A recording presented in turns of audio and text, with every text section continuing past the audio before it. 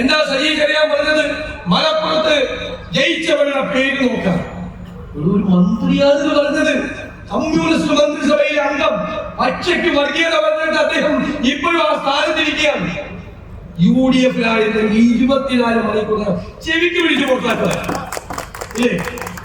നമ്മൾ പറയുന്നത് ഒരാളിൽ ഈ കേരളത്തിൽ വർഗീയത പറയണ്ട. ഭൂരിപക്ഷ വർഗീയത പറഞ്ഞാലും ന്യൂനപക്ഷ വർഗീയത പറഞ്ഞാലും നമ്മൾ എതിർക്കും. ഏത് കൊല കൊമ്പൻ വന്ന് പറഞ്ഞാലും UDF എതിർക്കും. തെരഞ്ഞെടുപ്പിന്റെ പാരമ്പര്യത്തിൽ നിൽക്കുമ്പോഴാണ് എല്ലാവരും ഒന്ന് പിടക്കുന്നത്. അപ്പോഴും നമ്മൾ അടങ്ങില്ല, അപ്പോഴും നമ്മൾ വെള്ളം ചേർത്തില്ല. ഇനി ചിലര് വരും നമ്മളെ പേടിപ്പിക്കാൻ. ഞങ്ങളുടെ കയ്യിൽ വോട്ട് ബാങ്ക് ഉണ്ട്, ഞങ്ങൾ അങ്ങ് ശരിയാക്കി തരാം. വോട്ട് ബാങ്ക് കയ്യിൽ വെച്ചോ, വർഗീയത പറയരുത് എന്ന് നമ്മൾ തുറന്നു പറയും. എന്നോട് എല്ലാവരും ചോദിച്ചു, എന്തിനാ ഇത്ര കട്ടിക്ക് പറയണത്? ഉറപ്പാണ്, UDF ഉറപ്പാണ്. മതേതര കേരളം ഇരു കൈകളും നീട്ടി ഈ മതേതര നിലപാടിനെ സ്വീകരിക്കും. ഇല്ലേ?